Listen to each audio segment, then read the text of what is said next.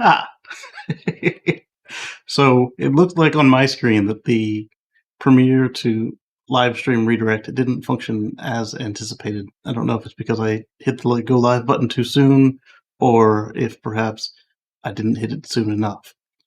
But good evening, Anders. So for those of you who made it through both, what we did was we did a premiere where we unboxed the fourth test box, which was the Fun in the Sun kit, and I managed to not have it anywhere near where I could grab it. So the closest I've got are the wood burning from the Cyber box and the supercharger from the supercharged test box behind me. Uh, Hello, Tom. Yes, so we've got a nice um, bit of topics planned for today. I got a couple coming from Omar, and let's see what we've got going on until they arrive. I mixed up my screen with that. Uh, Bear with me just a second. So first off, Richard Branson and Virgin Galactic, Virgin Orbital. I don't know. He's got two space companies. The one that carries people versus cargo. They had a successful launch, flight, and landing, and that was exciting. I was surprised to see that their craft doesn't have nose landing wheels. It has a skid, but it does have wheels in the rear. And whenever they showed it on the ground, it wasn't in motion, so I didn't notice before that it only has two wheels. Oh, you missed it. The YouTube notifications are a fun situation, and I don't. We'll figure it out. So what did you all think? Did anybody watch the launch, or is that what you're saying? You missed the launch there, Eddie? Yeah, Anders. So that was the other thing I wanted to mention was that so by now, if you have Tesla FSD package, you've noticed that unless you were part of the chosen few, that you did not get an update yesterday, and um, Elon's tweets made it sound like at first that this was the wide release because of the way he did it at first. He said, "Oh yeah, it's so good. We're just going to go wide with it. We don't need any more updates to the beta team." And then that got walked back, and now it's sitting with the beta team. And he says in about a month, so an Elon month. Remember, this 4 months ago was an Elon 2 weeks before these folks got the update. So anybody guessing when we might see a wider update? Yeah, just a little. uh, so for what I've seen of it so far, it seems better than before. The visualizations, what Elon calls mind of car, it seems intuitive so that you can see what the car sees and doesn't see. Gally Lewis pointed out in a video this morning where his car tried to repeatedly run into pylons for a monorail that it's still not perfect, obviously. It's beta, and they still have the disclaimer that it will do the absolute worst thing at the absolute worst time. So be prepared to take over. And so his, like I said, kept trying to ram pylons for a monorail, and the ultrasonic sensors saw it. But at the same time, if I had invested $50,000 to $70,000 in a Model Y, I would not be interested in letting it, seeing if it was going to hit the poles or not when it was clearly making a beeline for them multiple times. And then other folks showed stuff like it handles roundabouts and traffic circles perfectly, at least in the ones that I saw. I'm sure it's going to find some to mess up, but he did the high curb and the low curb, and it did fine. The curb being the island in the middle of the circle. Then a couple folks showed nice short runs. I'm liking what I'm seeing so far. There were some 30 or 40 minute videos, and I didn't have time yet, because yesterday I was filming a video at the beach, and so there was no time to sit down and digest some of the longer videos. But I am excited and can't wait till I can do my own deep dives, put it through some of our tests. Yes, Anders, exactly. It's much better than I had anticipated. Not as good as Elon says, obviously, but he's a little close to the subject matter, and it doesn't look like there are going to be as many problems to work through before they can hand it over to people who are used to working with regular autopilot or enhanced autopilot, because with them you're also in beta and you still have to watch to make sure the car doesn't do anything um, untoward. Like today, was I on the highway? Yes, I was literally on the highway. So the one thing that it handles correctly, and it tried to change lanes in a traffic jam into a car with no blinker. It just, oh yeah, I need to be over here, but my hand was on the wheel, and as it did a massive jerk to the left, I just grabbed it with my left hand, and that was enough resistance to take it out of autopilot and leave me just in cruise control. Then I straightened it back up and then put it back in Navigate on autopilot, and it was fine for the rest of the drive. But typically on the highway, I don't have troubles with it. So, and definitely not there. So this was an interesting case, and I've still got the previous version. I'm on 2021.4.18.2 or 12, whatever. I'm on an older version than what these guys just got. I did have the whole night to watch, but I also had the video to make. and those take a little bit of time. We got in at 10 p.m. and then I went to bed at like 2.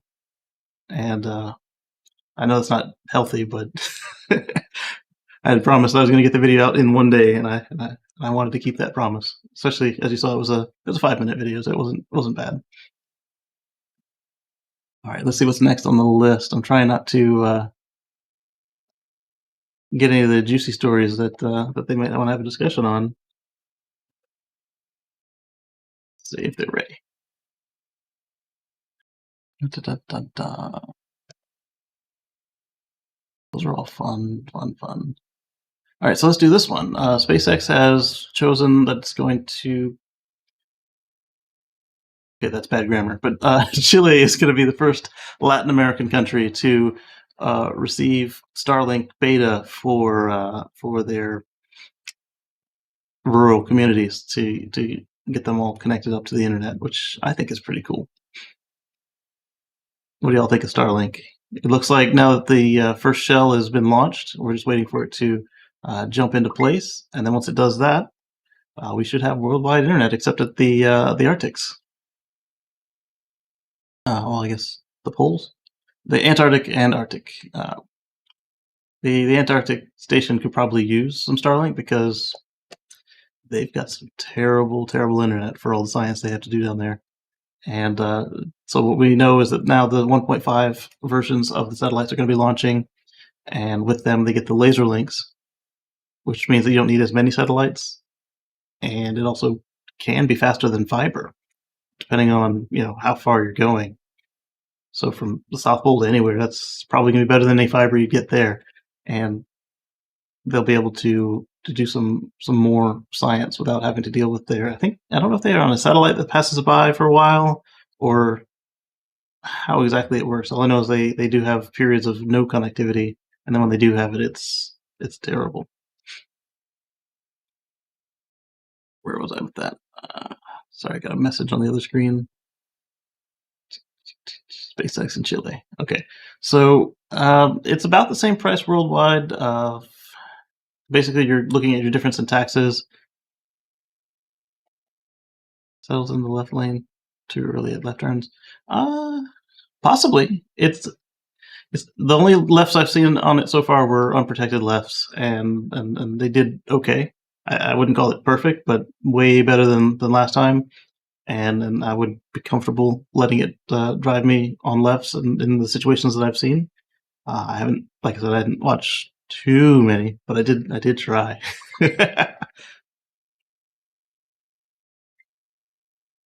Oh, I'm beeping. Oh man. Okay, Omar's on the way, and let's see what we've got here. So another one that I wanted to discuss that with people. That was Omar's story. I don't want to take his story. I shook things up with this early start. Okay, here's one that I'll just start discussing just fine. Let me share screen here.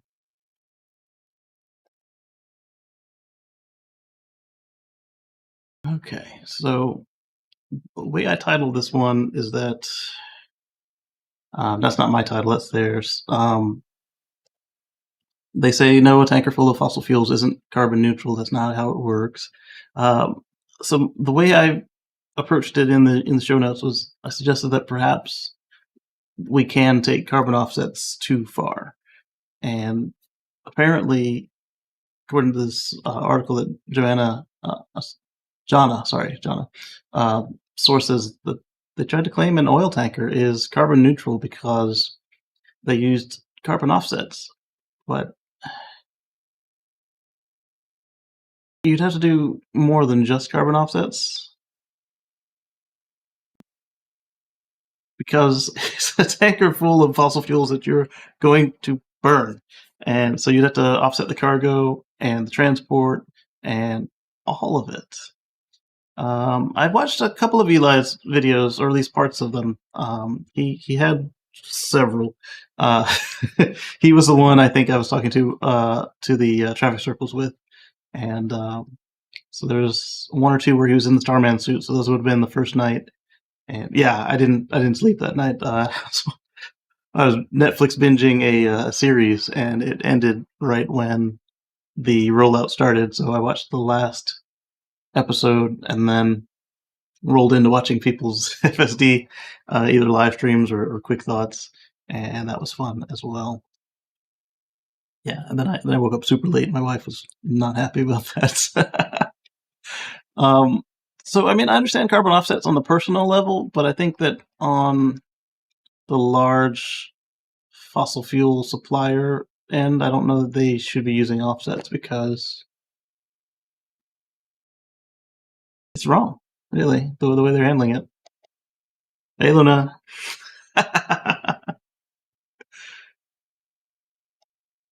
All right, so that is the fossil fuel tanker offset story. I don't need to be full screen. And another one is I want to discuss that with the group too. So many stories that were for everybody. I've got one for you. Let's take a look at how the media processes Tesla recalls versus Porsche's recall. Also from Clean Technica. Let's share screen here. They have a couple of nice examples here. So Porsche had a software recall, and the way that the media handled it was not equitable between the way they handled Porsche and the way they handled Tesla. So they say, "Hey, it's a software fix. We're inviting." Oh man, I didn't mean to do that. We're inviting all the customers to come to the Porsche Center. It'll take around 90 minutes to update, and then you're good to go. And okay, good. It only opened for me. uh, and then I wasn't talking to you, phone. Why are you? My phone is talking back. Um, so both companies, Tesla and Porsche, had a software update to fix a pretty serious issue, and um, there we go. And so to fix these problems, both companies did a software update. And with Tesla, as you're familiar, you just go to sleep and wake up, and then your car is pinging you for an update, and you can hit it whenever you're ready. Whereas with Porsche, you got to drive to the service center, then you got to wait in line, and then when it's your turn, then you got to wait 90 minutes for them to do the update, then get your car back, and then drive back to whatever you were planning on doing for the day. And they pointed out that these headlines, in addition to not having the same number of cars, their level of urgency and direness, it doesn't match. And they make it seem like Tesla is going to kill you, or they're about to go out of business because of these recalls. And then when you come to Porsche, they say, "Hey, it may soon recall. Hey, they're readying a EV recall," and nothing to the fact that now you have all this time out of your day to be dealing with this garbage. And yeah, so this is one of the times I like what Earl is saying here. He says when a Tesla recall makes it sound like the end of the company, a legacy recall makes it sound like they're prepping their cars to go to summer camp. Because oh yeah, it's ready. I guess it's going to be an awesome experience. We're prepping a recall, and uh, what do you think about this, Marcus? It's one thing shows they stand out different from everybody else, just like that alone. Yeah. Just like, hands down. Hands down. And I think it has a lot to do with the fact that they don't get any money from Tesla. Whereas if they take it too far with Porsche or Ford or whoever, they could lose the advertising contract. And I know that there's that firewall between editorial and advertising sales. But how thick is that wall? I mean, yeah, they're not going to say, hey, this is coming up on page 12. He's going to be an auto ad for Dodge, so don't trash talk the Dodge. But at the same time, they're like, hey, don't trash talk Dodge to the ends of the earth, because then they're going to stop buying ads, period. Right. Good point. Oh, my wife bought me this Enterprise shirt. It's you can tell it's Enterprise because it has the tail cone. Nice. It was perfect for today with Richard Branson going to the edge of space. I don't know if you consider him in space or not. And he also came back on a glider. Yeah. So, what's up, Omar? So we were just talking about the way that the media handles recalls for Tesla versus other companies. So in this case, Porsche had you got to divert to the dealership, do a 90-minute update, and then get back on with your life. Assuming that you are the only person showing up right then, it's going to be 90 minutes after you get out of the car. But I've never been to a car dealership that was completely empty unless I was the first one in or the last one in. Right. It's sort of like going to the gas station. You can be there at 3 a.m., no cars around, and you get inside into the line. It's like, where did these people come from? And one of them's talking to the cashier, slowing him down. Right. Holding up everybody else. Yes. And so everyone in the article pointed out that the Teslas, you don't have to go out of your day. You just literally have to find the 50 minutes, up to 50 minutes for the older cars like yours and mine, or the 15, 20 minutes for the 3 and Y. They update faster. And I'm assuming that Marcus's new car will update faster as well. And so literally it's just a matter of finding a place where I'm going to park for 20 minutes versus finding my dealership, driving to them. I mean, because here the Tesla dealership store, Tesla service center and store is a 50-minute trip for me with traffic. And then you add the 50 minutes of the update. It's like, versus, boop. Hey, the thing about with one of the ones here in Austin is the commute is about the same depending on traffic unless you hit the tolls. But it's the fact that it's like when you get off a ramp, it's like so you got that ramp and you come to the corner. It's just the fact of it's so many cars there sometimes, or you can hardly get in the parking lot sometimes to get to the yes. to get to the where you need to go. So like you said, you never know. But it's so much more convenient if you need an update just to hit a button and just let it download. Like you don't even have to go to the car. Like you literally do it from the app. Yeah. It's like you get notified. Oh, there's an update. Okay, click. Yeah. Go ahead and do it. Yeah, I'm glad they added that feature because it was a pain to go to the garage and come watching back. A movie. I mean, yes. You could be sitting at home watching a movie, doing whatever you do, and then it's just like, oh, there's an update. All right, go ahead and apply. I'm not going nowhere for the next 20 minutes, so yeah, go ahead and update. Hey, you don't need me to run to the store, grab a snack or anything, right? Okay, update. That's it. Or if you got two cars, it doesn't even matter. It doesn't even matter, right? I need you to go to the store. It's like, hey, can it wait 20 minutes? Because if not, I got to take your car. Right, exactly. Oh, man.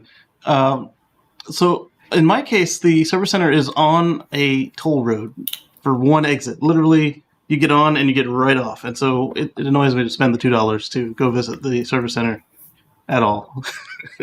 In addition to the drive. Listen, you getting off light because see where I live at. First of all, my closest service center. Well, first of all, my closest service center is almost an hour away, so that's first of all for me. And then I live in a state where there's tolls it's just tons of tolls. You get in for free, so, you can't get out. So you can. Depending on where you're going and which road you're going, you can spend some money. Yeah. Anders is enjoying his good weather today. So, although the one good thing is there's usually a road you can go on to get around the tolls, but nice, and not pay the tolls. But the difference is you're going to spend a lot more time. That's our thing is you can spend an extra 20 minutes to get to the service center by avoiding that toll exit. But 20 more minutes. That's what we have here. We have options here. You go like two or three different routes, but some mornings, like I'm on my way to work to the commute. Sometimes I just say, I say I want to enjoy the ride, but sometimes I see the lights and traffic stopping, go It's going to cost you one way or the other. It's either going to cost you money or it's going to cost you time. One or the other. Exactly. And at 20 minutes, my time is worth more than the $2. So.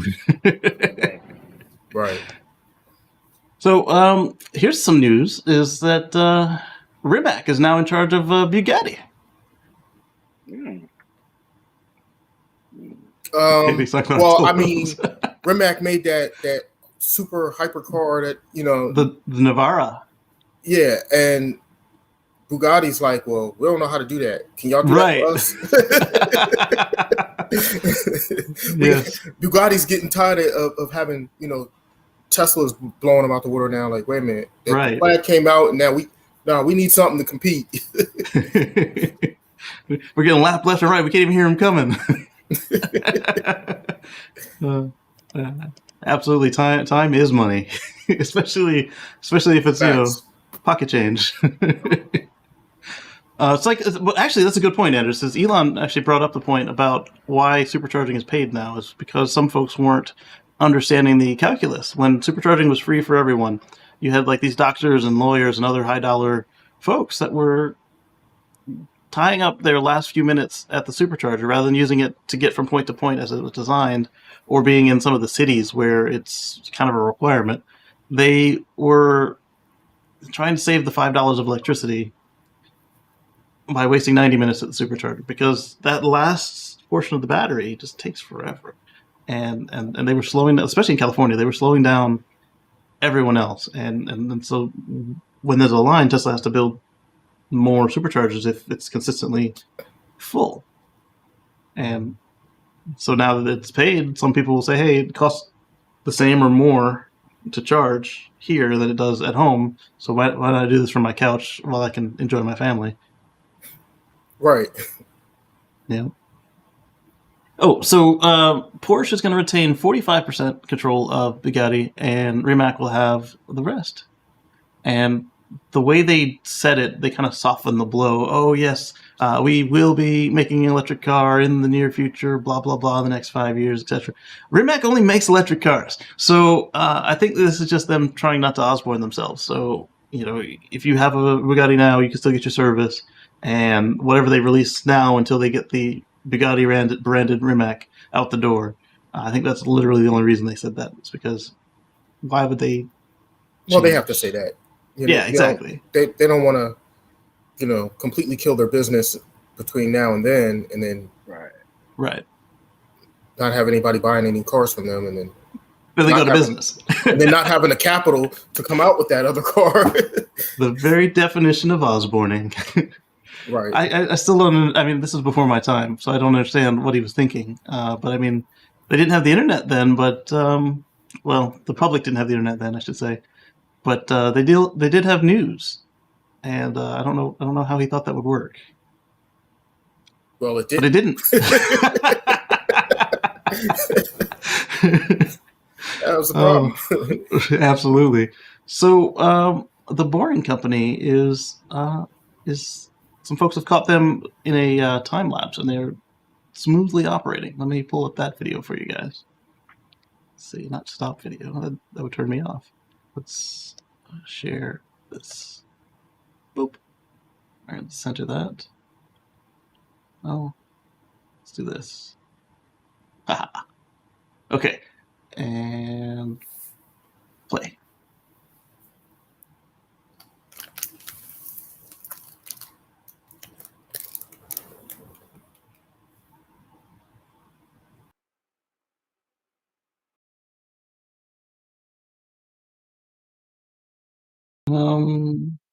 Okay. But no, this isn't the one I wanted. There was one where they showed the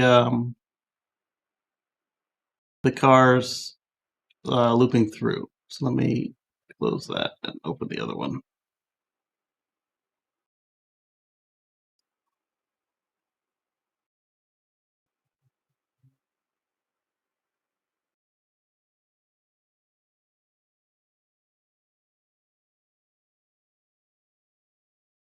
There it is. They were side by side. That's how I managed to mess that up. Sorry about that, folks. Share screen, Twitter. There we go. And then, I mean, this is why this will work. I mean, look at how many people are loading and unloading. You don't have to stop and wait for the train to come by. You don't have to wait for the train to go to the next stop that you're not going to because you're going to the stop after it. You just our friend Patrick. What's very interesting to me is look at how when that black one gets into traffic with the rest of them. Yeah, it's not really holding them up. It's not like exactly. Like it goes right into the line with the rest of them, and exactly. Like the way they merge in is perfect. Yeah. Our friend Patrick has an article up on carswithcords.net, and he explains that a lot of the people who are complaining that it's not a train are totally misunderstanding what this is supposed to be. This is like when we went from, he uses the example of going from token ring to switch to Ethernet and switch to gigabit Ethernet. So there were a couple of stops along the way. We have the automated trains. That's one thing. But then this is allowing you to do decentralized routing and trips. So you don't have to go through the whole loop, stopping at every stop with these big trains and waiting for minutes. And we go back to the time I of like money this thing. A lot better. I like this way a lot better than a train because, like you said, you don't have to stop at every stop. You're bypassing the other stops, and you're only stopping at your stop. Exactly. So, and unless the guy peeing in the corner is going to your stop. Yeah. Unless the guy peeing in the corner is going to your stop, he's not on your car. Right. Eddie is asking, is Rimac American? No, they are not Slovakia. What are they? Are they German? I forget what they're not German. They're not. I forget now. It was on the tip of my tongue. Let's see. It's like Serbia or something. Croatian. They're Croatian. Yeah. Croatia. Okay. Yeah, but I'm excited to take a ride on the Boring Company, and then I'm even more excited when my car is able to get in the Boring Tunnel, and I don't even have to change cars to bypass traffic. You're welcome for the Boring Tunnel. Because of people like me buying these, helping to fund the Boring Company. Exactly. Buying our flamethrowers and Boring Company hats. I didn't get spousal approval. Help get it off the ground. You're welcome. Right? I didn't get spousal approval until after they'd sold out. After it sold out, yeah. Yeah. So she's learning that if I say it's something and it's from Elon, just say yes. She did turn me down for the Tesla decanter though, because you already had the Tesla killer. Exactly. I mean, I'm like, but they'll match. But then you could have did a comparison. You could have did a video. Exactly. At some point, it'll get to the point where we're able to. I don't know if we have advertisers or sponsors or whatever. We'll be able to just do stuff like that, and it'd be related and write it off, and not have her be concerned with the expenditures. Don't worry about it. What I'll do is I'll bring my decanter with me. We'll hold them up side by side, and then we can have mine and we can have yours, and we can compare them, and we can do a comparison video. Hey Omar, you use your flamethrower yet? Oh yeah. That thing's a lot of fun, especially 4th of July. Oh yeah. So we were talking earlier about software updates. Guess who else has software updates? Ooh. Volkswagen. Nice. Yes. And so the article is Volkswagen launches over-the-air software updates for the ID electric vehicle family. And they're making it sound like they invented it, of course. But so I have a question. The current IDs, are they already set up for it? Can they do it? They are, just like the Mustang. Okay. Because I know, who was that? Was it Ford? It was somebody they were talking about over-the-air updates, but the first update, they had to take it into the dealership first to update like it to allow the over-the-air updates, because when they originally first shipped the cars, they weren't capable of that. So the people that got the first cars, they had to bring it into the service station in order to get the update to allow the updates. How do they mess that up? At the very least, what you want to do is mail out a bunch of USB keys to everybody. I want to say that was Ford that messed that up, but yeah, I forget. It sounds like something they would do. Somebody messed it up. All right, so the way that Volkswagen tries to claim this is they say this makes Volkswagen the first and only high-volume manufacturer to make this innovative technology available to its customers on a broad basis. So, Ford? What do they mean by high-volume manufacturer? Because, right. I mean, I want to say that at this point, Tesla is high-volume. It's not niche anymore or startup. Right. And I mean, they just did 600-some-odd thousand cars last 3 months. I don't see anything that's low volume about that. I don't get it. Let me check something real quick. How many Volkswagen? Let's do VW ID3 sold, because it'll start on the ID3. So, according to Clean Technica, the ID3 sold 28,108 cars. I'm pretty sure that Ford sold more Mustangs than that. However, if you look across all of VW's line, they're saying they're a high-volume manufacturer, so they're saying the manufacturer itself. So they're going across their whole entire line. Let me rephrase that. Their EVs. So that's a much higher number of cars. Has VW sold? That's a much higher volume number of cars. Than Ford? Than Ford, no. But, well, no.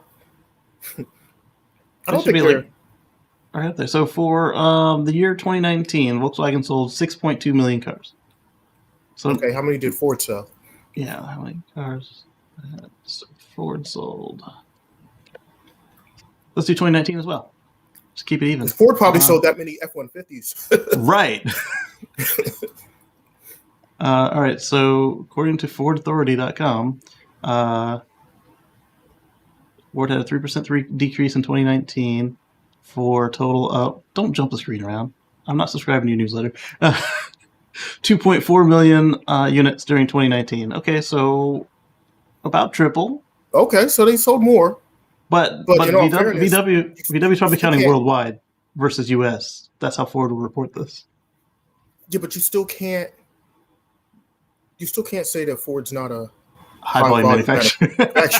I mean, how are they first? How is VW first? That's what they're not. I don't understand. How can they make that claim? Right. Hey, how about you guys in the chat room? You could try to make an argument about Tesla and say, they're not really quite high volume. They're not doing millions. Okay, but what about Ford? Right. Yeah. Somebody in the chat, can you guys square this wheel? Square this circle. Because I'm not seeing it. I'm not seeing it at all. They're the first European high volume manufacturer. Oh, there you go. But I didn't say that. That's right, Eddie. That's the only way we can think of it happening as well.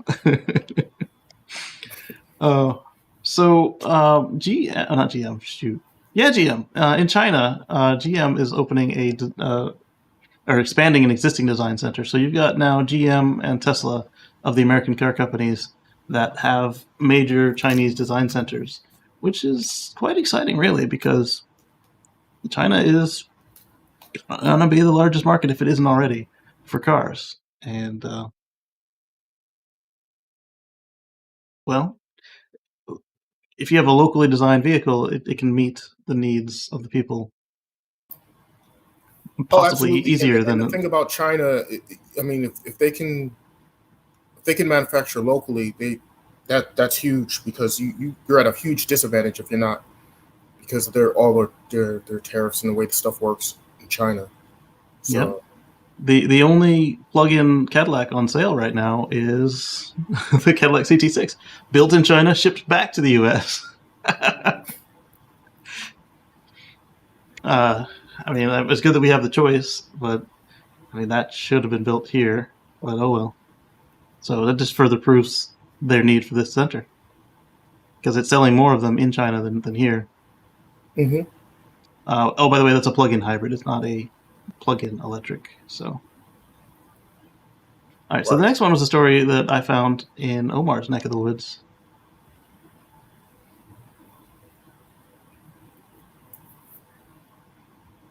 About all right, offshore power. wind coming to New Jersey.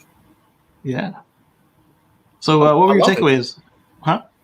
I love it. I mean, so this has been something that I've wanted done for many years. But what's crazy is this first came up years ago, and they were going to do it. They actually had like a referendum or something where they put it up to the voters and stuff, and whether or not to do offshore wind off the coast of Atlantic City.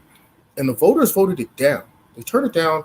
They had listed all these concerns about birds and some other nonsense. And it was a lot of misinformation about, oh, this is not really green. It's really bad for the environment and this, that, and the other. And it's going to mess up the sight line. And you're going to see all these windmills when you look out to the ocean. You don't want to see that. And it's like, that's if you put them on the beach. No, here's the thing. The offshore wind farm is far enough offshore. You're not even going to see that. It's below the horizon. Yeah. You're not going to see it. So it really didn't make any sense. All the stuff that they were saying was just, there was a lot of misinformation put out there. There was like a huge campaign that was mostly funded by the oil companies that just like totally, misled the people. And then on top of that, you had certain other political things at play. There was the governor at the time didn't want to do it and all this other stuff. Now you have, a little bit different things going on. And the current governor, along with, there's like a lot more funds available and all this other stuff. So it looks like it's going to happen finally, and they're actually going to get it done, which I'm excited for because numerous reasons. I mean, number one, you're invested in green energy, which is always a good thing. And then you're going to bring jobs to the area. They're talking about manufacturing the turbines here locally and having basically a turbine manufacturing plant here where they're going to make turbines not only for this project, but then for future project to ship to other states and other things. So, I'm excited about it. I want to see it happen. And it looks like it's going to finally actually come to fruition. Excellent. I'm excited because, I like the idea of carbon-free power. I mean, I know it's not 100% carbon-free because you got to build them, but running them doesn't make any more carbon. And we get a lot of wind out here, like this area. So it totally makes sense. Exactly. Eddie says out here we have tons of windmills in the desert. Yeah, exactly. If you put it places that people aren't going already, or if you lease it on land like farmers have, for instance, it's not going to hurt anybody. And yes, there are some birds that are stupid enough to run into the blades, but they're not the rule. They're the exception. Especially... What they found with the blades is if they paint one blade... That's what I was about to say. Yeah, if you paint one of them red or something. different than the other blades, then it actually helps the bird stay away from it. Yeah, because it doesn't look like a disc. It's like, oh, that thing is moving. I need to avoid it. So we can help them out. We can minimize this. Saying that it kills the birds is an excuse, unless literally the birds were it's evolutionary. They wouldn't be necessarily looking for windmills, but they lived this long. They survived from dinosaurs. So as long as we help them along, they'll manage. They'll adapt and they'll figure it out. Exactly. All right, so let's move on to the next one. So there's a study that predicts that more EVs than fossil vehicles will be sold by 2033.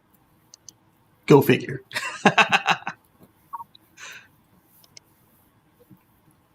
So we're at that point now in the S curve where we're starting to hockey stick right straight up. Exactly. And Anders has the excellent point. Cats kill more birds than wind turbines. And it's true. Like, house cats and feral cats are a bird menace. And they kill millions a year. And windmills kill hundreds a year worldwide. So right. And some of the cats don't even. And the funny part about that, we have windmills here in Atlantic City. Yeah.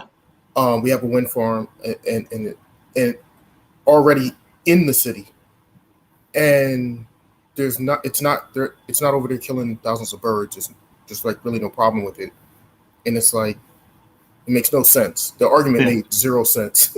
Right. I mean, literally, if it was like a bird blender, I would totally support not doing it. But since it's not, we just got to help them see it. Literally, that's all it is help them see it. If they're not paying attention, that's when they have problems. But like you said, painting one red, not putting it in the middle of their migration path, that sort of thing, is all we got to do to it's probably going to produce more hybrids. So, so the 2033 deadline or prediction happens to be just 2 years before the deadline for not selling new gas cars in most of the world. In fact, Europe, the EU is actually considering passing a 2035 ban as well. So not just individual EU countries, but right. The whole the whole EU, which is nice.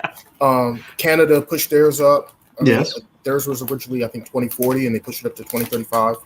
California, like and 16 states that follow California. Right. Exactly. I mean, I think that's kind of pessimistic, really, that it would take. I mean, because if you're waiting till 2 years before the fossil car ban, you kind of weren't paying any attention at all. Well, I mean, you know what? It's going to take time for all the legacy manufacturers to really shift. They have to ramp up production of batteries. There's a lot of stuff that they have to do. So they can solve this in 12 years. They could solve it sooner than that, but that's what I'm saying. They're not in a hurry to solve that problem because that's going to cost them a lot of money. And think about it, that's a lot of money that they have to invest in really changing everything over. Yeah. So they're in no hurry to spend that money. Correct. As we saw, they would rather. Say again? I'm sorry. When was California's again? By when? I think theirs was 2040 or 2035. Okay. I think only one or two were 2050, but everybody else was 2035, 2030, 2035, 2040. But there was one or two 2050s. I think they're gonna eventually change that. That's just they're gonna change it. all the gas cars are gonna go to that one country. Like, what did we do? Send all these cars over there. Yes, exactly. Yeah. So speaking of gas companies that were holding out, Stellantis, which is the Fiat, Peugeot, all them. I think it's Peugeot. Yeah, Citroen. That new alliance. Nissan's in there too, aren't they? No, they're not. This plant is going to produce Vauxhall, Opel, Peugeot, and Citroen in Ellesmere, UK. So they finally seen the lights, and they're not just making compliance cars. They are going to be producing vans and trucks and cars in Europe. Well, not the EU, I heard they're going to in Europe. I heard they're going to make an electric Fiat, Abarth. Yes. Electric Abarth. Yes, that was news of last night, right? Yeah. So that was pretty cool. It's good to see them realizing what they need to do. I mean, it was nice to see Tesla get free profit from selling a little bit of credits, but they always said they're not banking on them. So what if they lose some bonus money? This means that now that instead of propping up the combustion industry, they're actually going to be producing electric cars. So that's good to see. And the UK is kind of suffering for industry right now, so they'll give them some industry, which I thought was pretty cool. Absolutely. Yep. So let's go back to the Boring Company again. Prufrock has arrived in Vegas. It's their newest version of the boring machine. And it'll allow them to bore faster.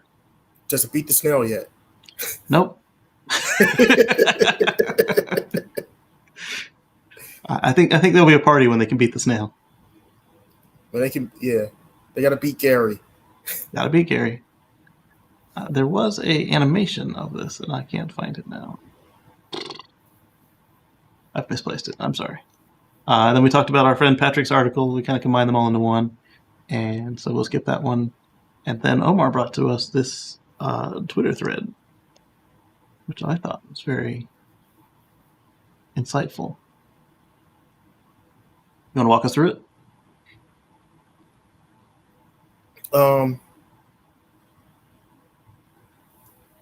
So it's funny how, you know, people always come out with these, oh, this is going to be the next Tesla killer and this, that, and the other, and they're, you know, down in Tesla and all that stuff. But if you look at it, just like as it's stated in this Twitter thread, it's like, if you look at how many vehicles they produced and where they're at in their timeline, they're growing like exponentially year over year. They keep growing. They're building a couple new factories that are going to come online later this year or by early next year. And it's only going to continue to grow, right? And so they're forgetting that the reality is Tesla is just taking a bunch of market share away from the gas car industry. Their competition is not other EVs.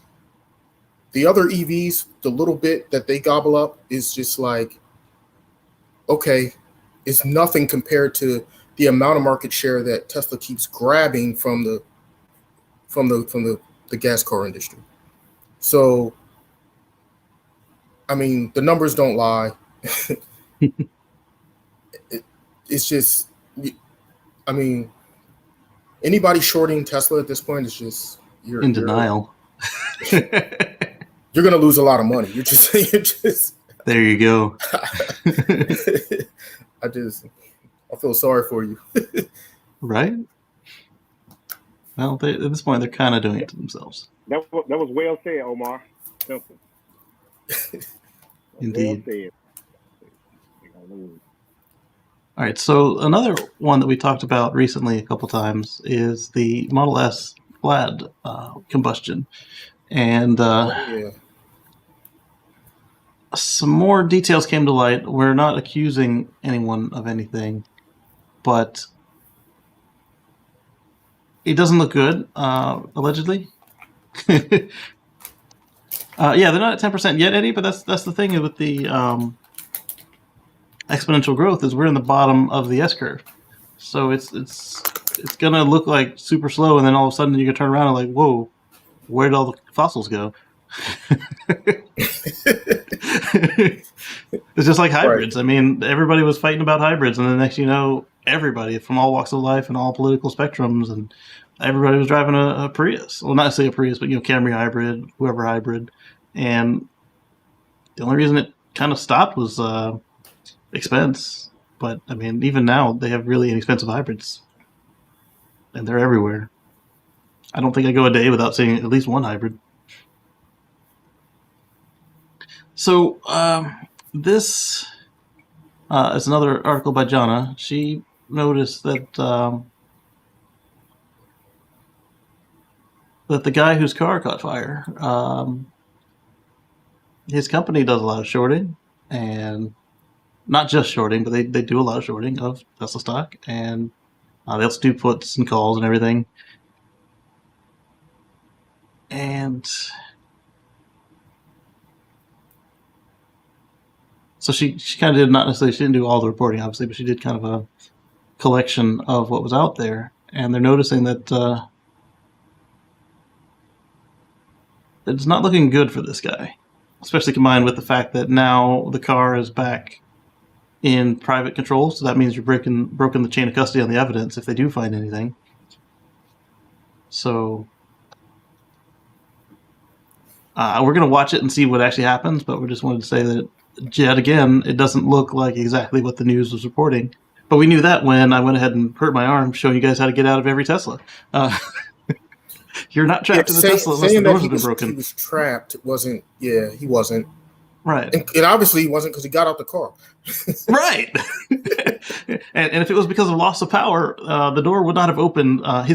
She pointed out that one of his whole arguments was that he just kept pushing on the door till it opened.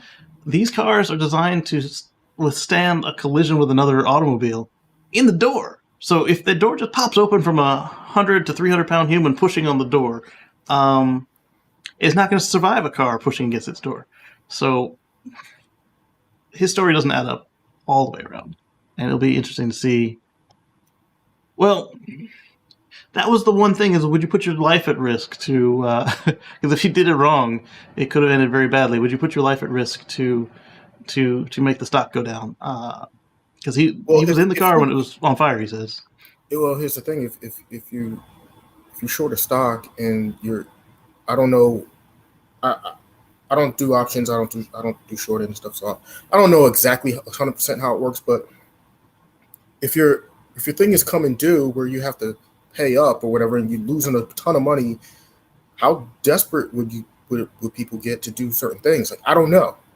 Good point. But I don't want to accuse this particular person of doing anything, because I don't know. What happened, whether or not this was a sham or not. I don't know. I don't want to accuse him of that. Right, and that wasn't her point. Her point was just to expose what might be out there. Yeah. For all we know, he could have been driving down the street and bottomed out and hit something, some kind of road debris or something that was there that damaged the battery pack that caused the fire. Right, and that was one of the theories of Zach and Jesse. It was they went through and they did a street view of the area, and the whole place that he was driving through to get where the car caught fire, there are glacial boulders all along the side of the road. So if you are out there hoondogging it and then you slip off the road a little bit, you might think that you got away clean, but you ended up just scoring the bottom of the pack on a bunch of boulders. The pack is fine until it gets crushed, and boulders are less flexible than aluminum and then everything else that's in the battery, but the battery case is aluminum. So it's very possible that he did it, and they weren't saying that he did it either, but they were saying that the fact that he claims he couldn't get out of the car shows us that he is not necessarily the most reliable person to be telling the story. So hopefully we can get the data from the car, from the crash analysts, and everything like that, because we saw what happened last time in Texas. And that's why with these type of stories, I really try to reserve any judgment until we get all the information, because we don't have all the information. So, it's best to actually just wait till everything comes out. And I understand, all types of media outlets and news agencies, they all want to be first to tell a story, but a lot of times they get it wrong. And then when the other information comes out later, then it's never as big of a huge splash news story, thing to correct themselves as it was initially. Right. They could wait to tell the story until they have the story, and they can just report the news. Hey, a car caught fire. See you at 11. But there are no clicks for that. And the bad part about it is, how many thousands of cars catch fire every year? In one town. I mean, just like literally thousands and thousands and thousands of vehicles catch fire every single year. It's not even rare, right? Right. The only thing that makes this story rare is it was a Tesla that caught fire, because they don't catch fire very often. Exactly. But yet it's being blown up and told as if, Teslas are catching fire all the time. Go ahead, Marcus. The brand new anticipated Tesla. Okay, yeah. Well, you're right. You're right. It's not just any Tesla. It's the brand new. You're right. But brand new BMWs are burning up all over Asia and Australia. So. Right. So it again, it's not rare for a car to catch fire. It's just not. Yeah. I mean, it happens all the time. Yeah. I'm gonna skip around at this point since we're talking about car fires. Let me see if I've already opened it up. I did. So the Chevy Bolt, they had one catch fire after receiving both of GM's software fixes, and again, we don't have all the details. The owner of this vehicle is a local politician, and when the first news came out, and then they wanted to recall his car, he saw the software update. All it did was make the car not charged 100%. So he moved his charge level to 80% and called it a day. Because, as we said, time is money. Who's going to the dealership for a software update, right? And especially one like that. So he's like, yeah, I'm just not going to charge it 100%. It's good to go. And then they came out with the second update, and they said, okay, this fixes the problem. You can charge to 100% again. And he's like, well, I bought this car. I'd like to use it. I don't charge 100% every day, but, I'd like to be able to use it if I go on a trip or something, right? So he takes it to the dealership, gets the update, and then after a little while, he's at home one day. He sometimes charges from low to high. In this case, he was at 2% or 20%, and he charged up to his normal full level. And that wasn't bad grammar, but his normal, whatever his car is normally set to be full at. He charged to there, and in the morning, he heard a pop. And then next, his car app is telling him that his alarm was going off. And he's looking in his driveway, and there's a fire. So he goes out and he unplugs it quickly. He's called 911, and they wet the car, wet it all down, and so now this really does put LG in a tough spot because they have the Chevy Bolt fires, they have the Hyundai fires, and they had told both companies they solved it.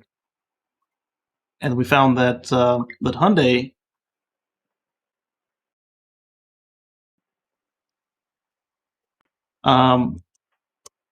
so Hyundai is actually switched to HK batteries because of this, and it'll be interesting to see if they actually resolve this and what the real problem was, and they need to fix it because there's people's lives and property at risk, and it's important to get that correct. Hopefully, they can do it without bankrupting the company like we saw with some other. Got their name already. Tata, not Tata. Shoot. Not Tata. The airbag people. What was their name? Takata. Takata. Yes. Tata makes cars. Takata makes airbags. So hopefully it doesn't end up bankrupting the company like Takata did, and it's very important that they get it right when lives are. Go ahead. Absolutely. Council, one thing on this. I'm just being funny here, but it's funny though. I did not get one because usually when stuff go wrong with Tesla, I'm always getting text messages, emails, tagged and things. They just making it. But I never got a text or anything about this from here. It's funny. People are always quick to send me. Like look at Tesla. You see, look what happened. Like the minute that first car happened, I woke up the morning to like I don't know how many tags and texts and emails and stuff. Ooh, and just the car you get. But I never seen one about filters. I didn't get no right. About filters. Absolutely. Hey Eddie, if you're still in, what has happened with yours? Have you got one or both recalls? Or are you doing like the senator or not senator, but the politician here, where you just aren't charging it to 100%? We know that you don't have to worry about 100% charges in the way that they do because all these fires happen in the driveway, and you have a different charging regimen than that. But I'm just curious what your solution to this situation has been. Yeah, but again, go ahead. Again, this makes big headlines because it's an electric car. It's something that's new. Oh wow, these EV things, they're really new. They're scary. We're only used to a certain paradigm. We're not used to this. This is new, so it's scary. They must be dangerous. So now again, an electric vehicle fire case, boom, big headlines, makes the news, whatever. It's a big deal. Like what's interesting though is that this isn't the Chevy Bolt story is not as big a news as when it happens to a Tesla.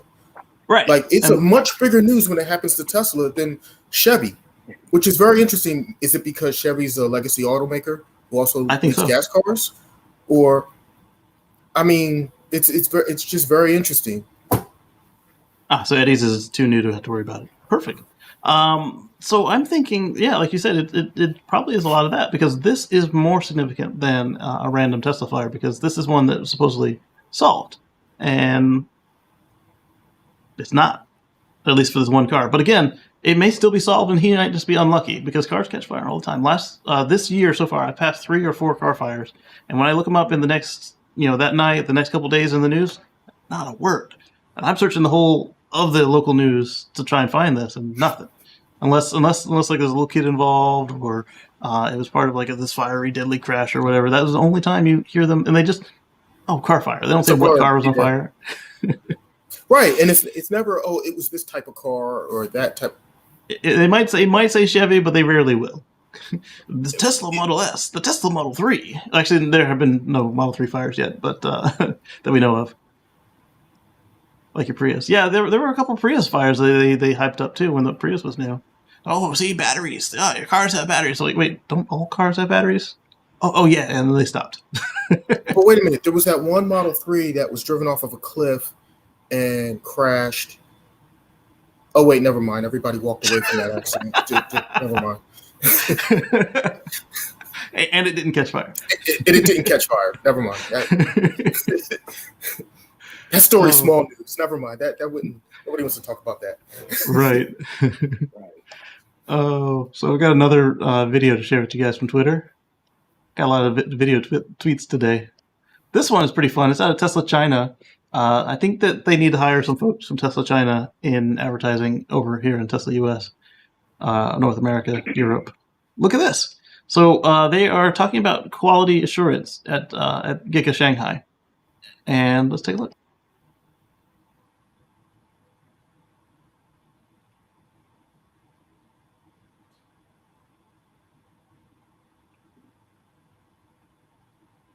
Got a heavy rock track. I like it.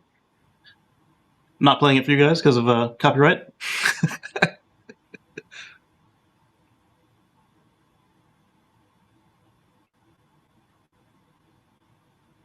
That's the paint he's taking.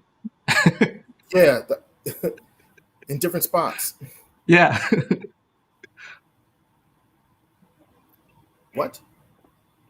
Interesting. Wait, what? Smoke test. Really? Yeah. Training autopilot. Water test. Okay.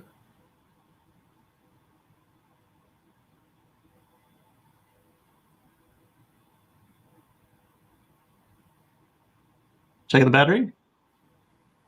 Interesting. Braking test. Noise, harshness, and vibration test. The water trough. Look at that. Oh, what about electric cars and water? Certified. Passed. Supercharged. I've driven my electric cars through water plenty of times. No, not a problem. Matter of fact, a couple of times I've driven through some deeper waters where other gas cars got stalled up and got stuck, and I just went right through. No problem. Yeah. I used to live in a townhouse where where it would flood if it rained too much, and we're talking like just a thunderstorm would be too much. And I had a Chevy Bolt at the time, so what I would do is I would put it in mountain mode to reserve a little bit of power, and I would ford the water every time because where I parked was above where the water was. Typically, sometimes the water was at the meat at the bottom of the wheel, but nowhere near the brakes, and so I wasn't going to wait around. Because for me, I actually saw the Volt and the Nissan Leaf do the same water trough test, so I was comfortable with it. And so now knowing that they've actually tested the Teslas to this makes me even more comfortable than seeing random Joes drive their Model X through the flood. I still obviously don't recommend it, and if you can't see the bottom, don't do it. But the fact that they test for this is important, and seeing all the stuff that they tested here was just incredible. Like people say Teslas have bad paint. I mean, yeah, the California ones do, but and not all of them. So Elon is on record of saying that the gaps on the Berlin Model Y will be measured in microns, not millimeters. So we know this is coming to Texas, obviously, if it's coming to Berlin.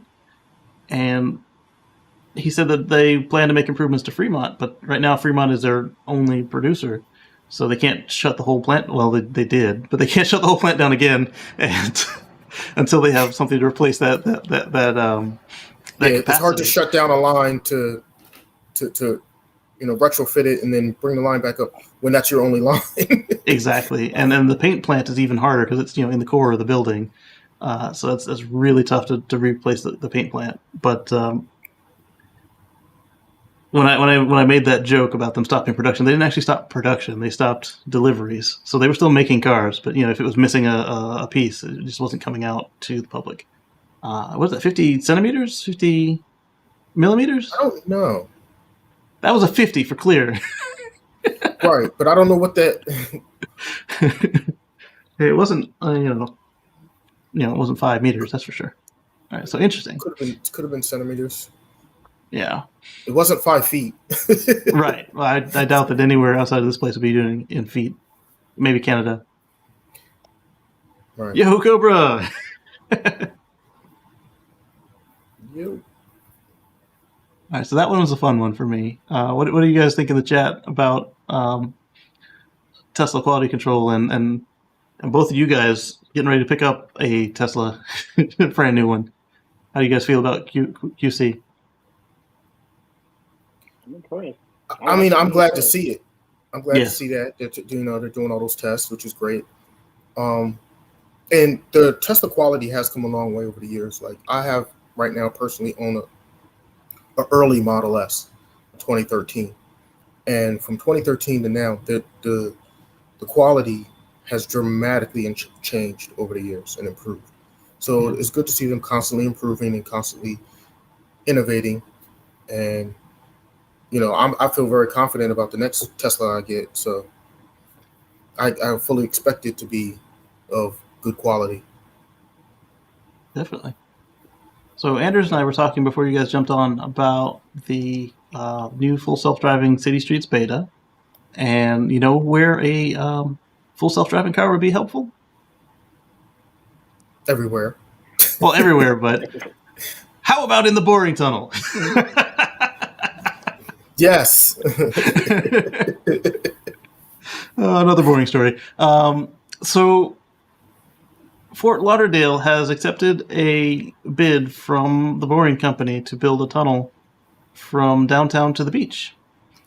And because this was an unsolicited bid, meaning that the Boring Company approached them with a solution that they weren't asking for, now they have 45 days to have counter bids, whereas on a normal, if they had solicited these bids, then when they picked one, it would have been over, unless it was contested by Jeff Bezos or somebody.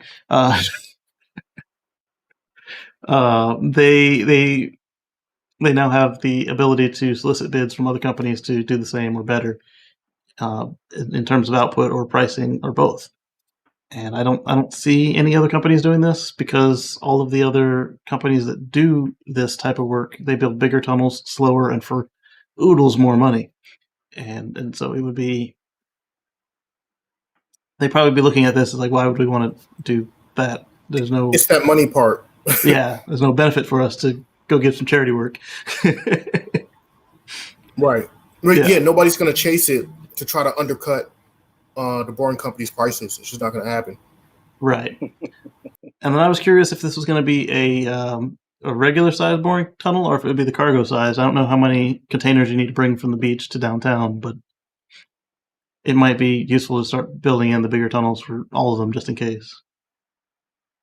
But at the same time, it's downtown to the beach, so who's going there but passenger cars? So unless you make a boring bus, I don't.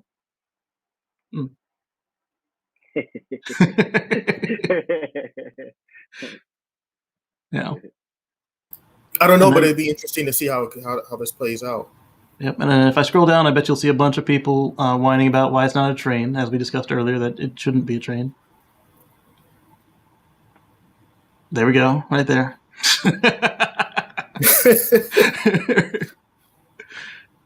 All right, so they think that the tunnels aren't waterproof, but as we saw in New York, they kind of are waterproof to the point where they gotta pump them out, and and those ones weren't made to be waterproof. So interesting. Let's see, we got another one here. I don't know if I put this one in or not, but if I did, we'll just move it early. This one's coming from Marcus.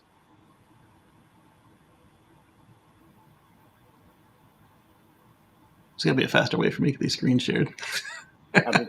Tell us about this one, Marcus. I think that's pretty dope there. They just announced that they're going to do the neighborhood, and that's where the focus is going to, I heard. But that's pretty interesting right there. Yeah, and Elon was actually tweeting about this too, so we know that it's not just a wishful project like some of the others we've seen in Texas. I like it. It's all breaking news all over and everything. Like I say, it's big business. I see where it's going. It makes sense too, though. Yep. They'll all have solar and power walls. My understanding, right? Yes. Nice. Yes. Well, it makes sense because they're going to need a lot more housing because they're going to need a lot of. There's so many jobs because of the huge factory and expansion that they have planned for more. I mean, once they get this factory up and running at the end of the year, it doesn't just stop there. They're going to still keep expanding on that and making it bigger and more. And they're going to need enough people living close enough nearby to work there. So, I mean, for them to, and if you're going to build new neighborhoods, you might as well do it right, future-proof them, give them solar and power walls and have them EV ready, Exactly. That was pretty big there. It is, yeah. So, in 2010 to 2020, according to Inside EVs, the U.S. plugins, so electric cars, hybrids, all that, they used 76 gigawatt hours of lithium cells. Wow. That's a lot of batteries. That's a lot of batteries. That is a lot of batteries. So if you charge them all one time, it would replace a power plant for a year, basically. A small power plant. That's pretty cool. It's interesting. It is. But people say the grid can't handle all these EVs. But they did. But here's the thing that a lot of people don't understand about the grid. Like, first of all, in order to have a stable grid, you're constantly always overproducing way more electricity than you're using at any one point in time. Because you have to be able to handle the loads for spikes, for peaks, because people don't just use a consistent amount of energy all the time. Even if you just look at your house, how often does your air conditioning unit kick on and then kick back off and whatnot? So to handle all that, they're constantly overproducing way more than what's actually being used, and that's the only way to have it stable. And that's the hard part right there, is because while they are producing extra, they can only put in what's being used, and it has to be balanced to the second. So what they're doing is they're wasting it as heat. They're throwing it in, hopefully, into energy capture devices like pumping water uphill so they can use it at night, because they can't dump everything they're making into the grid without burning stuff up. So it's a really delicate balance, and having batteries to buffer the grid makes it so much easier for them. It doesn't have to be chemical batteries either. I mean, like I said, pumped hydro is a battery. Frozen water recapture is a battery. It's not efficient right now to keep doing it with fossils. Right. Yeah. Got another one for you. This one is the best cities in the U.S. to own an EV, according to research. I did air quotes there as we were shrinking. So let's see who they claim. This is by autoinsurancequote.com. All right, do you see your city on this list? Salt Lake City, number 1. Sacramento, California. Austin, Texas. There you go. Atlanta, Georgia. We got a bunch of people there. Seattle, Washington. Buffalo, New York. Pittsburgh, Pennsylvania. Portland, Oregon. Oh, this one's close. Baltimore, Maryland. And San Jose, California, according to Auto Insurance Quote. Now, this is interesting. So in how they're getting this metric is it looks like it's how many charging stations there are available, as well as EV incentives, the cost of electricity, and the cost of electricity. Okay, so they're taking those two metrics and they're saying that this is what makes it the most friendly. However, and that's pretty good. However, if you're like me and you can charge at home all the time. How many public charging stations there are available doesn't really matter. Right. I charge on level 1 and rarely use public stations. And on top of that, if you happen to be like me and you have solar, well, cost of electricity kind of a non-factor as well. Yes. So I consider my home very EV friendly. Right. The closest to California they got was Sacramento and San Jose. Not LA. I guess not.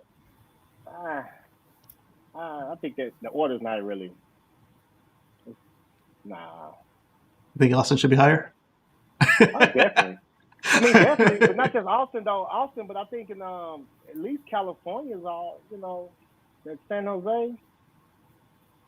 I'm thinking it should be up there. Well, see, here's the thing: they're going by the number of charging stations available per resident. Oh. So if you look at the number of residents that are there and that high concentration of residents compared to how many charging stations, the numbers may be not quite as favorable as Austin, let's say. The other thing is they're also looking at the price of electricity, and they're in San Jose. The price of their electricity is mad a little higher. So, there's that as well. Atlanta, Georgia, they got some stations out there. Say, huh? That's why they got as high as they did. Yeah, Atlanta. There's a lot of stations in Atlanta. I've been there a few times. It's funny is a lot of these places I've been to, but there are a few on the list I have not been to yet. So, same, or at least not with an electric car anyway. For me, I've been to a bunch of them. Right. Right. That's a good point, though. It's all right. I'll be making a road trip soon enough. Visit some of those places. I managed to confuse myself because 2 of my Boring Company articles use the same photo, but this one, it's animated. So the Boring Company has purchased 73 acres in Texas, in a little town.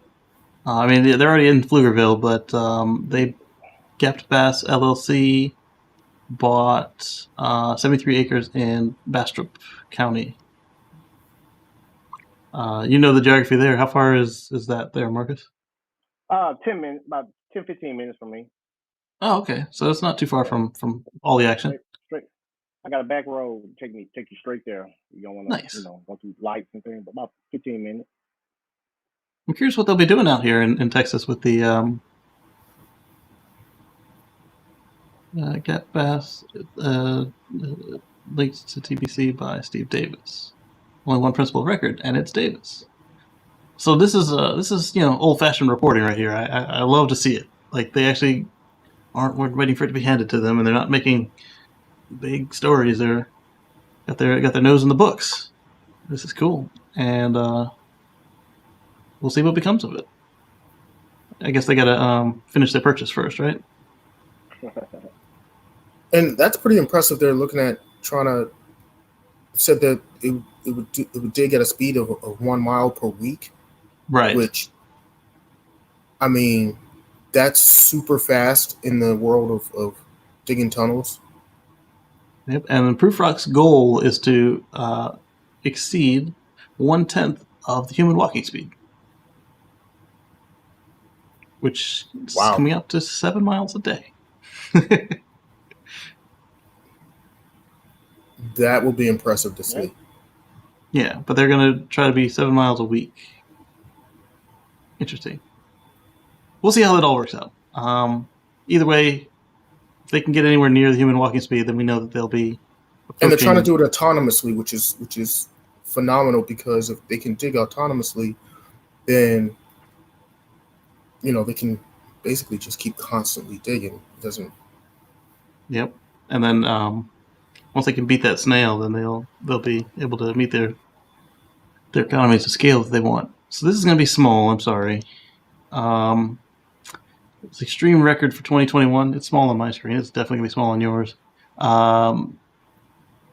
So this is the extreme record for 2021. Does that say 123 degrees? It does, in Palm Springs. So these are all the places that set records this year. California's on fire. Literally. Everybody stay safe out there. So this is just in the U.S. Just in the U.S. Places that set records this year.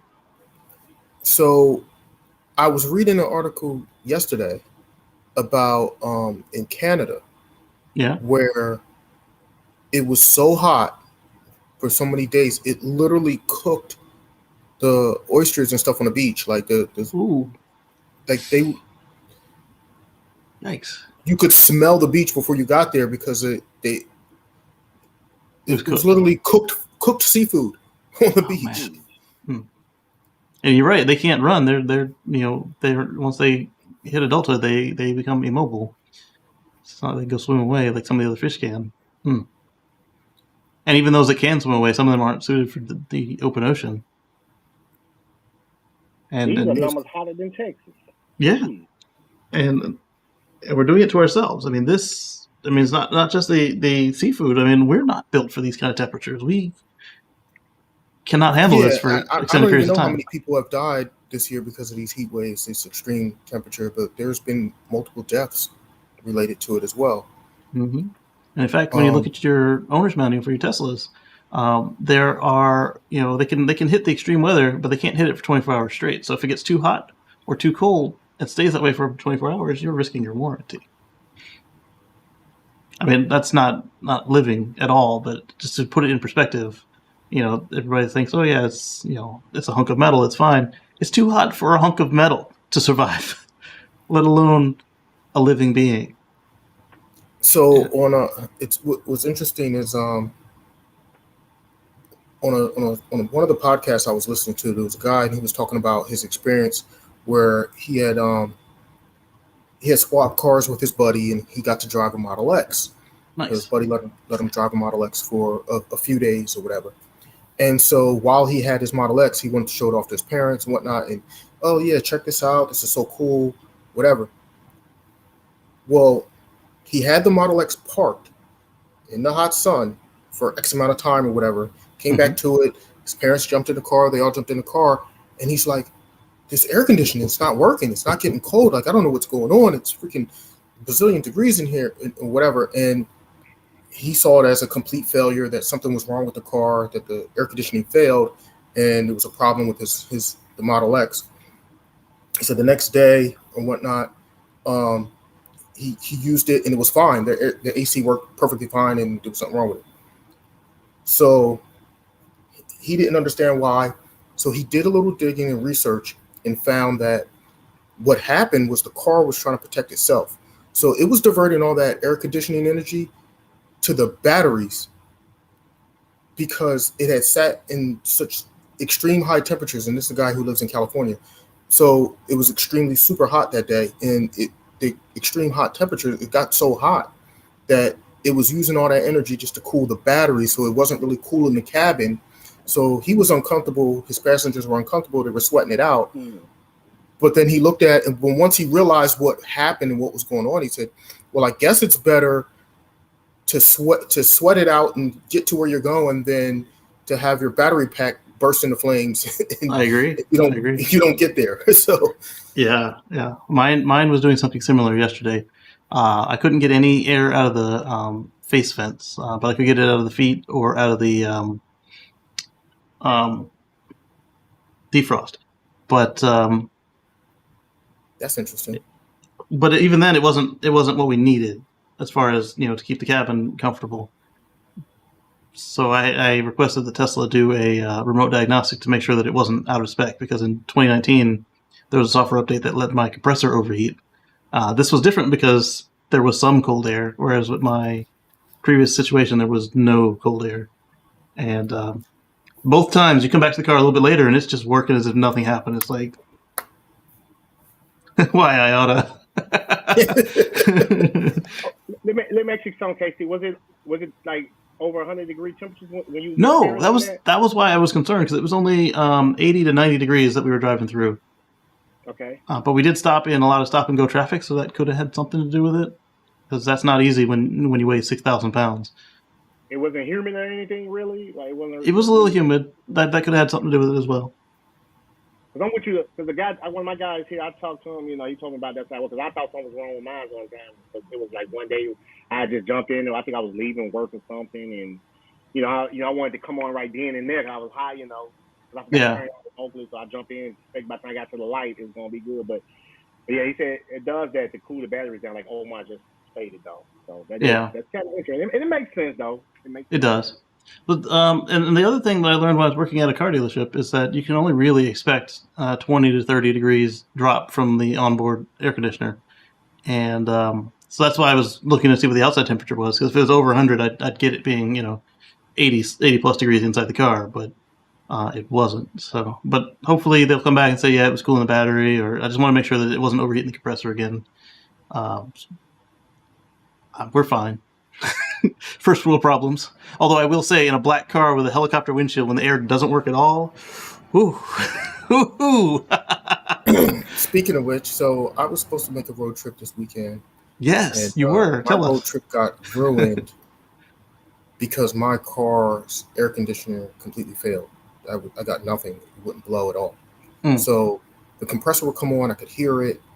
I could tell it was doing something. In fact, I let it run long enough. The condensation would build up. You'll see some water dripping from underneath the car or whatnot. It's still hot so inside. I'm like, okay, it's getting cold. It's working. Yeah. But I got nothing coming out of the vents. It wouldn't blow. So I'm like, okay, so the blower motor is obviously not blowing. It's not pushing in the air. So that ruined my trip. So I went over to two different service centers. At first I took my car to one service center, Tesla service center, and they said, okay, well, we don't have the part to fix it here, so they're like, well, we can schedule you an appointment for next week. We can order the part, and it'll come in, and you can. I'm like, next week doesn't do me any good. I said, I can't drive around like this. It's summertime. I'm not playing that game. So I said, can you check around, see if another service center has the part? Maybe I'll drive over there. So they found another service center. So I drove an hour away from that one to the other one. And so they ended up having the car for a long time. They replaced the part. What's crazy is, so they squeezed me in. I didn't have an appointment at all whatsoever. So the fact that they squeezed me in was good because they're super busy and they usually do pretty much by appointments, only that in emergencies. So they squeezed me in. They replaced the part, and that wasn't it. That didn't fix it. So there was another issue going on with the car. They had to diagnose that, figure that out. They had to figure out what was going on with it. In the process of figuring everything out, the actual issue that it was caused the other part that they put in to fail. So the new part failed now that that other issue came. So now they needed another new part to replace the other part. Plus, they had to fix the actual issue that was the issue, which they didn't have the part for. So then, at the end of the day, they ended up giving me a loaner car. But the fact of the matter is, it took all day long. So that cost me a whole entire day. And because of that whole entire day, and it was a really tight trip window that I was going on a real quick turnaround, I ended up not being able to go on my trip, which was a downer for the weekend, but stuff happens. Like I said, it's an older car. It's a 2013, so my car is 8 years old. I'm not really mad that something went wrong on a car that's 8 years old, Hey, Omar, let me ask you though. I mean, because I got to everybody say here, especially here in Austin, I can speak for Austin Service Center. If you able to come in at the last minute like that and then get a loaner, you winning, man. Like, yes. You winning. So the only reason why, right? So they tried to give me Uber credits at first, and I'm like, well, Uber credits ain't gonna be doing no good because I still can't make my trip. I can't do nothing. I was like, I'll just wait here until you fix it. That was at the beginning of the day. So by the end of the day, after them trying to fix it pretty much all day, by the end of the day is when they finally were like, okay, we'll give you a loaner. And what's interesting is while I was there, some people returned cars. So that's the reason why they had a loaner to give me, because some had came back. Yeah, like, hey, do you mind if it's dirty? I don't care if it's dirty. Shoot, let's go. Right, exactly. They were like, well, we cleaned out the inside, but the outside's still dirty, and we ain't. It's not really. It's not charged all the way, but I mean, I got a charger at home. It's definitely supercharging still, right? I'm like, wait a minute, I can supercharge that sucker up the street, right? Yeah, all right, cool, get that. Hey, exactly. Like I told the guy saying today, one day I was at the service center, and the guy was like, "Man, we got one here, but it's dirt." I said, "Man, look, I keep my sanitizer wipes in my book bag. I'm good. I wipe everything down there. I'm good. I don't care about the outside." And that's the other thing too. I had my sanitizer wipes that I keep in my car anyway. That was in my car. So when I went to transfer all my stuff from my car to the other car, took that, wiped everything down real good before I rolled. And yeah. Yep. So at least I'm not stranded. At least I still have wheels while mine is still sitting in the shop waiting for a part to come in so they can fix it. Exactly. It's still in the shop now? It's still in the shop now because they still needed another part. So they had to order the other part. And so plus they had to order another replacement part for the new part that ended up failing because of the other part. So I want to say probably that your 2013 uses a different part than the new ones. I'm gonna say it does. So many times you get something on that car and like, oh no, we don't use that part anymore. So Bloomberg is reporting about this Indian oil company that's betting on aluminum to replace lithium in batteries.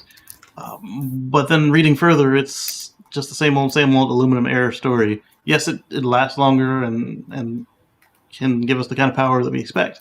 But you can't recharge it because it's aluminum air. So the way that you recharge those is you got to reprocess them into another aluminum air battery. And then I thought further, it's an oil company. They want to keep that That's whole... not practical. Right. And so they want to keep that it. Right. So they want to keep that whole gas station model. The only way this would work for me would be an aluminum air hybrid. So you've got like a volt style length of charge that works for you for around town. And then when you want to go on a trip, you got to go through these swap stations. It's not like you can even just put in more battery fluid, and it work again. You have to take the pack out and reprocess it. So you literally have to do a battery swap. Yeah.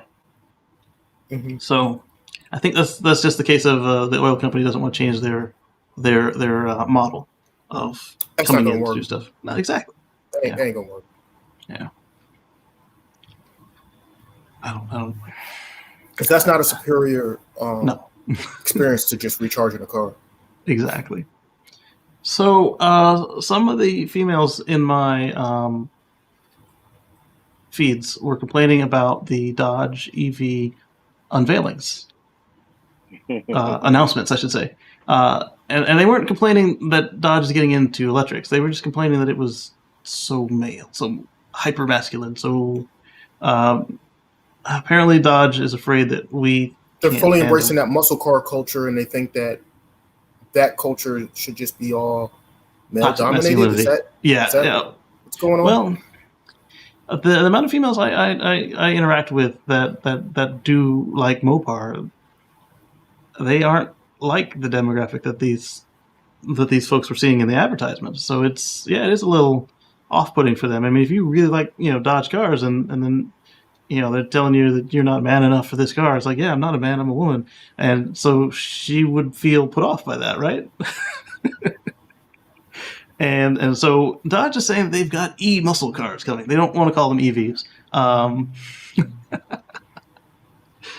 They had a link to the video, and the video's gone. I didn't watch it myself. I was watching the tweets roll by as I was doing other stuff, working. It's exciting that they're going to do this, and they're going to do it by what, 2040, 2035? 2024. 2024. Okay, so soon-ish, but not soon enough. They should have something on the streets next year. Come on, guys. But I'm wondering if this then... Huh? No, I'm sorry. Go ahead. What you going to say? I wonder if this has to do with their whole Stellantis situation, because Stellantis is going all in on EVs eventually. So it's good to bring it home. Somebody said Footy's coming home. I was going to say, with this car thing, like, everybody know me as, the Tesla guy. You got your Mopar people, etc. Everybody used to, they clown EVs and just clowning and think it's just a bad thing. But now everybody's trying to wait and see now how they're going to, what's the but like you said, they don't want to call it EV, but technically it's going to be an EV though.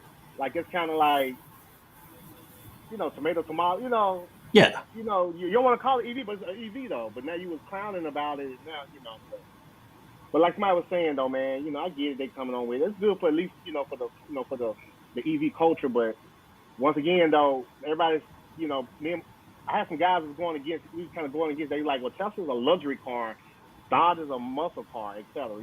So yeah, we was going back and forth with that. So but I'm telling them, I'm just gonna be honest with you. I'm a diehard Tesla guy. That's me. Because hey, that's my first experience with EV, and I love it, etc. But they set the. I'm trying to say how I said they set it. They set the standards. They're gonna get better and better. But some people they're gonna try to catch up with, but they're gonna be always in the lead. That I was telling somebody else, I kind of see why the Plus kind of got canceled temporarily now. Yeah. Well, here's the thing, which is interesting, is like you said, they set the standard, and so, I mean, if people want to try to talk down about Tesla or whatever, it's like, well, they're the ones that everybody else is chasing, so they're setting the standard, and everybody compares themselves to them. So if everybody's always comparing themselves to Tesla, clearly they're doing something right, to where they're setting the industry standard for this is the standard to beat. And it was funny that you said that some people say, oh, well, Tesla's a luxury car versus a muscle car or whatever. But at the same time, I've heard a lot of people that come from the BMW world and the Porsche world and everything else saying, oh, Tesla's a tech car. It's not luxury. That's not a luxury car. Right. So yeah, they're premium. I wouldn't call them luxury, but at the same time, go ahead, continue. But they're luxury prices, right? So they are a premium brand. Yes. Well, batteries are expensive. Yes, they are, and they are a high-tech company. And they are high-tech vehicles. They are definitely high-tech vehicles. Yeah, they didn't promise you a hot stone massage in your driver's seat. Hey, right. Let me ask you this, though. Am I mistaken, though? Is it like, several times other companies, other industry car companies tried to do it, but they couldn't get it down pat yet with the battery technology and so on? That's what it looks like. I mean, look at Rimac. Well, so the thing is that Tesla went all in 100% super heavy on batteries and the battery tech and producing batteries and obtaining batteries with their battery partners and everything like that. So they pretty much had cornered the market on the batteries before anybody else even wanted to jump into the pot. So the problem is that Tesla has all these prices. So Tesla has all these contracts with the battery manufacturers to give me all your batteries at these good prices because they're buying up such high volume of batteries. And on top of that, they're going into manufacturing their own batteries so they can keep the prices down that way. So they have all this going on as far as the batteries go that nobody else is really able right now to compete with Tesla on pricing when it comes to the batteries. So the price per kilowatt of batteries, nobody can do it cheaper than Tesla right now.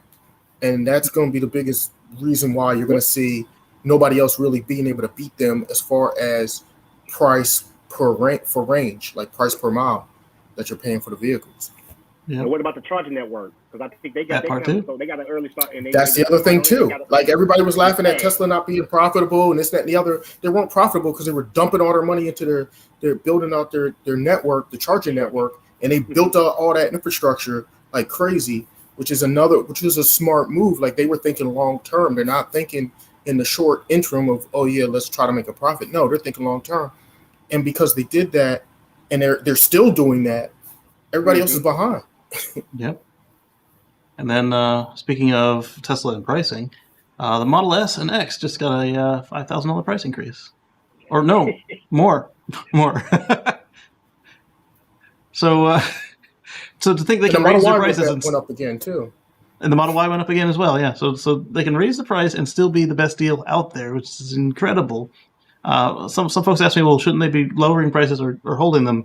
Not when you can't make enough. So at this point, they're almost sold out for Q3. This will allow them to still sell all of them and make a better profit, especially as right now they're trying to milk us. That's why the prices are where they are. But this will put it up. Go ahead. Everybody's forgetting there's still a humongous shortage with parts. Right. So it allows them to eat that. So right now, they're paying there's a huge price increase for raw materials and parts that they have to eat that price. So they're eating that price that it costs them more to make each car. So they're not going to lower prices when it's costing them more to make the vehicles. That's just business 101. You're not doing that. I can't speak on that though. I can't speak on that because it's even the shortage on carbon fiber, and this is proof. Oh my goodness! Wow. This is what got me still a couple weeks behind because I didn't want to opt out to wood. Yeah, no, I want the wood. Keep carbon. Got the carbon now, yeah. Exactly. Yeah. It ain't gonna look right. Have carbon fiber seats in the front. Old man wood grain. Especially on a racing car, yeah, you ain't doing that. What is this, a Mercedes? That thing on the track and everything else is like, come on, man. Weight matters. Every piece of weight matters. Exactly. So it makes it so they don't hurt as bad with the part shortage. It makes it so that it does moderate the customer demand a little bit, so they're not overselling. Because you don't want to sell a car today that's not going to come until next year, which they're headed that way. They're almost sold out for Q3. So if we get to the point where then they sell out. Doing already for the Model X. Mm-hmm. You order a Model X right now today. You're not getting it until next year. Right. And they don't want another situation like that UFC fighter bashing them on live TV for them being late with the car. He wasn't wrong. Yes, it was super late, but you don't want to go that far out to the point where then they can all end up being accidentally super late as well. Because it doesn't go so well. They people getting pushed out September, October now. Even for the plans now. Yeah. They're trying to. They're literally to the point where they're trying to anti-sell the car because the demand is just so high.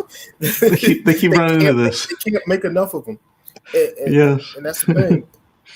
I mean, and it's a good thing they got a couple new factories that are going to be coming online soon, and that's going to help a lot. It sure will. So the Germans are in trouble again for emissions. This goes all the way back to Dieselgate. Just after Dieselgate, I think. Okay.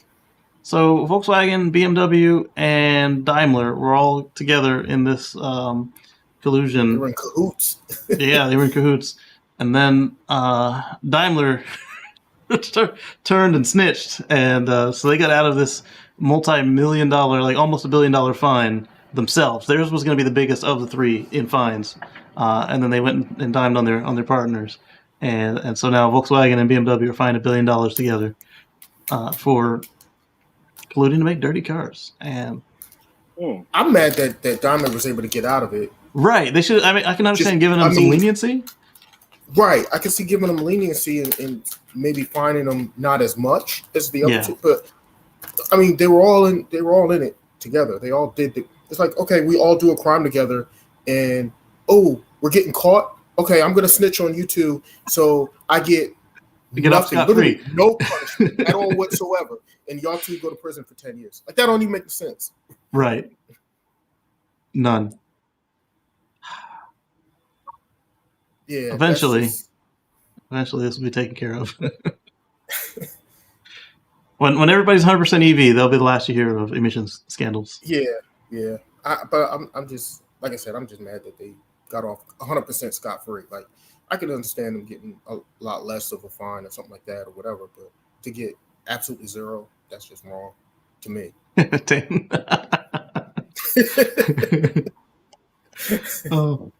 So the Tesla Model Y standard range became available in China, and is eating up everybody's lunch. The Mustang Mach-E Club of China, en masse, 100% of them switched to Model Y. Whoa, what? Yeah. Mach-E Club in China. All decided, we're going to go ahead and switch over to Tesla. Yeah, that's coming from Teslarati reporting from @42how, which is a WeChat group of Mach-E reservation holders. 100%. Wow. Whole group. Now, what does that say? that says a lot. It does. Well, then there's also the fact that they'll be homemade because all the Model Ys in China are being made in China. Well, that's the other thing, too. You're right. So instead of getting Mexican Model 3s or Mexican Mach-Es, you're getting Chinese Model Ys in China. Made. Right. Yeah. So it's homegrown, homemade. Let's support the home. My cousin built that. Right. Let me support the factory that's employing, my family members and people I know, right? Yeah. Plus, as we just saw with their QA video that they showed us of how they take care of making sure that the vehicle is what you ordered. I haven't seen a video like that from Ford. Not saying that Ford doesn't build good cars, they've been building for over 100 years. Just saying that as you know, I would prefer something US made. And if I was Chinese, I'd probably prefer something Chinese made, personally. Eddie says it's always be done. Yeah, I mean, they got in trouble back from right after World War II for bending the rules and stealing stuff. And at this point, I'd say it's built into the company culture through and through. They've been doing it forever. If you ain't cheating, you ain't for trying. Literally ever. That must be their company model. If you ain't cheating, you ain't trying. What's this bonus for? Don't worry about it.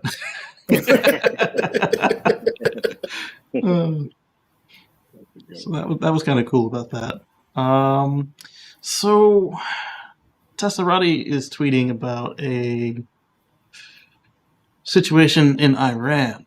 There is no Starlink Iran, so don't buy a half price, half rate dish with Bitcoin in Iran because you're being scammed. Only. Right. That right there should be a red flag. Yes. Those Bitcoin only payments from a company that doesn't take Bitcoin anymore. Or never did, actually. SpaceX didn't take Bitcoin. The price of the dish is less than half of what it should be. And the price of the service is less than half of what it should be. You're being scammed. Don't do it. I mean, yes, Starlink is great, but get it from official sources. Get it from the actual source. If it's too good to be true, you know what they say. That's too good to be true. That part. Yes. Like that really cheap Tesla Killer decanter that was being sold online, and it turned out that it's plastic. Like, yeah, so it was like super cheap, and it was like a great deal, and everybody's like, "Oh man, this is super, super, super cheap. It's too good to be true." Well, yeah, it is too good to be true. They're like literally just a plastic replica. It's not even. So the they're probably going to get sued because out there already. Yeah, counterfeits out there already on the market. Oh yeah. Wow. Oh yeah. Wow. So the Model Y European deliveries are going to begin in September, and some regions saw a price drop because Tesla is they want a profit, but they've specified they want a 15 to 25% profit overall. So obviously the exchange rates have changed, and so they were high, so they lowered it. And some of them will offer the standard range rear-wheel drive, just like we saw in China, and I'm drawing a blank now on one that already offers it. So the standard range rear-wheel drive Model Y is now available in China, right? Yeah. Technically, it's available here off the menu, but we've only seen one that was just in the system. We haven't seen anybody actually been able to successfully order it. Yeah, good luck trying to get one. Especially right now where they're like sold out for the quarter already. Just for Model Ys in general. It's like, okay, you want one, you're gonna be waiting a long time for that one. That you will. Car and Driver had a video of 8 EVs and different Teslas trying to do a 1,000-mile road trip. I didn't watch it yet, but here it is in the chat. Watch it later. And let's see. Dan says you're big time when you get scammed on a product. Perhaps. Rivian officially confirms their 2022 European plans. Yay! I know Eddie's going to say, yeah, prove it. Well, I mean, Rivian was supposed to come out last month. They were. Right? They're supposed to start their first deliveries. Didn't happen. It got pushed back to this month, and now it looks like it's not going to happen this month either. So they probably not. Back. Yeah. So, I mean, that's a problem. And right now there were Rivian spotted in Australia because they were testing like winter testing and stuff down there. Yeah, so, but that should have been done before they're going into people's hands. And it's like, right. So, unless it's the software. So if you're still doing testing, you clearly have no intention of making the deliveries because or something came up. Hopefully, it's something came up and they're doing it rather than do a recall. And that's hopefully what the case is.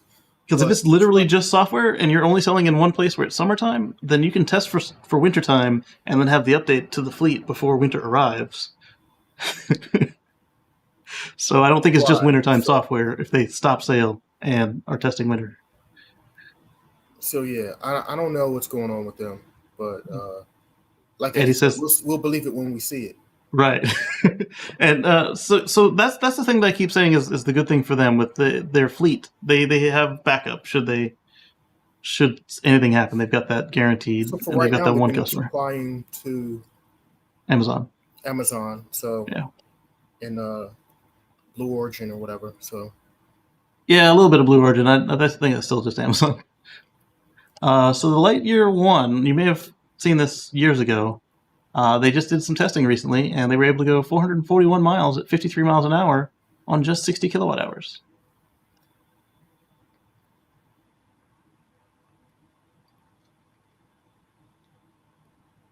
And, I mean, this was a car I was interested in years ago. I think at the time it was a diesel hybrid, and then now it's just all EV. And then Volkswagen had one like it. Yeah. When I first heard about this car, all EV, might have been a year and a half ago, maybe 2 years ago, something like that. Yep, it's got solar panels on board. Yeah. Still a good concept, but so many other companies came and lapped them. Yeah. I wish them well. I wish them well too, because they are shooting for efficiency, which is nice. Not just for the long range, but to be, as efficient as possible. Yeah.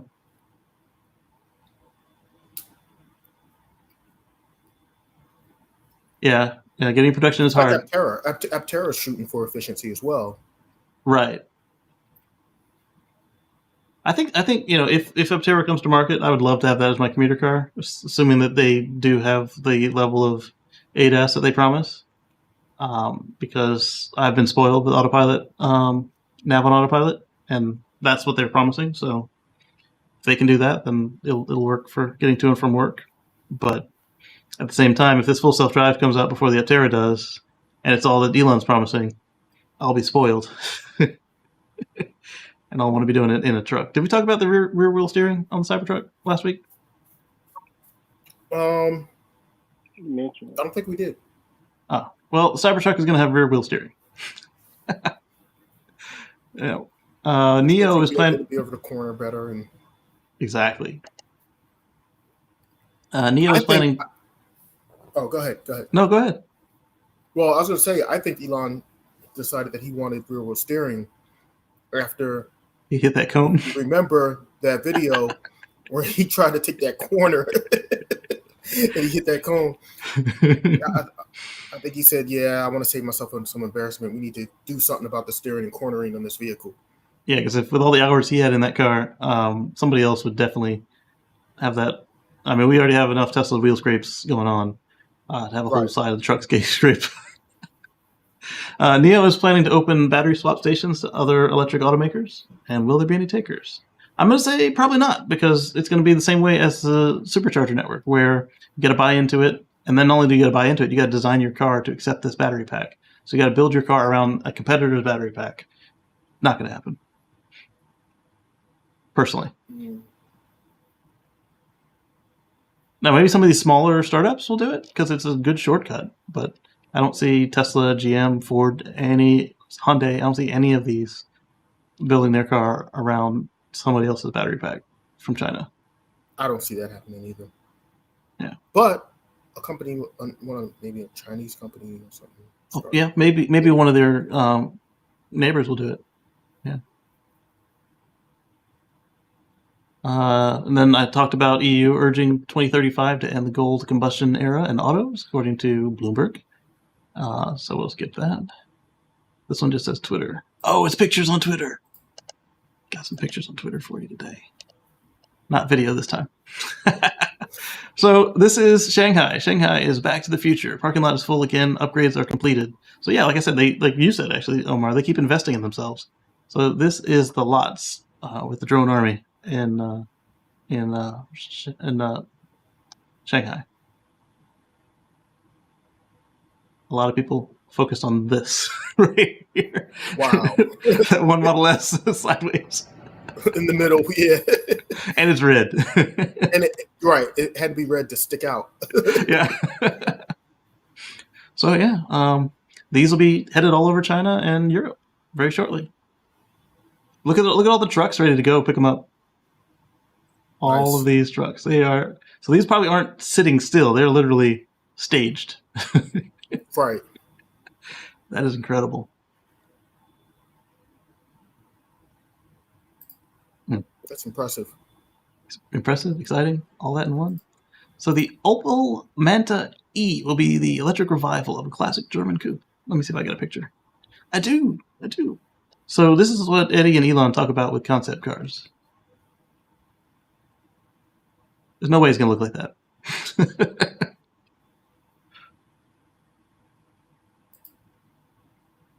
There's no way it's going to look even half as cool as that. It's not going to look anything like that. Let's be honest. You'll have to squint really hard, and it might kind of look like that. Opel has released a much cleaner story of the Manta E. The story and revised to reflect this. All right, so I think this is the new picture. Whoa. Again, another one of these. Oh yeah, let's put out this concept rendering, or let's hand produce this concept car that's going to look nothing like what the actual car is going to be when we finally release a car. Yep. It happens all the time. It's so disappointing.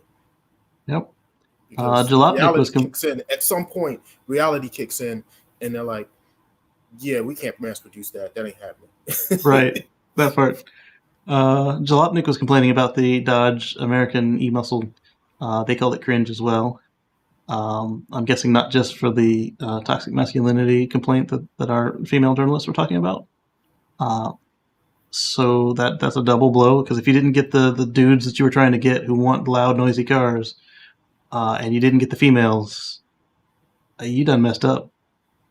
Just saying. Because that's 50% of the market, and then whatever percent of the male market you were going for, they didn't like it. You messed up. Yep. But you got 3 years. Get it right. Figure it out. Yes. Tesla patent reveals that Elon Musk's table salt lithium extraction process could. That's terrible grammar.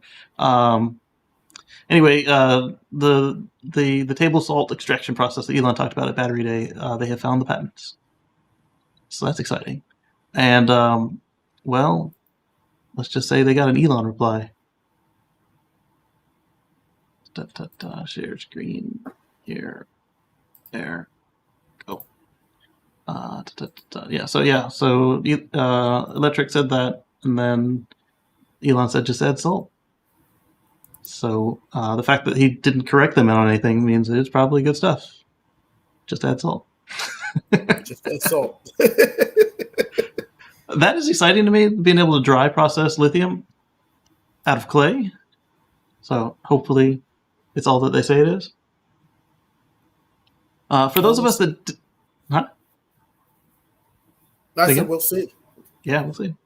If it is what he says, like he said, it'll make cheaper, more affordable, easier to produce batteries. And so let's hope he's right.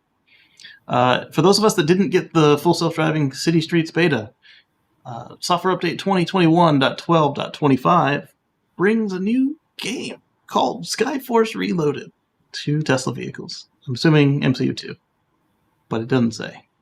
As well as Finnish and Croatian language support. Did you get it? I did not. I looked too. Elon's probably like, hey, you got 3 videos to finish, buddy. Get them out there and you get another update. I tend to be at the beginning of the groups, but I'm not in any sort of program. So I get them just like everybody else. several of us had arguments on Twitter about how it works. So I wasn't salty. What was the conclusion? What did we figure out? The conclusions were the Tesla's mercy, and they did it wrong. Know? Yeah. Some of the apologists were like, "Yeah, well, you start a car company then."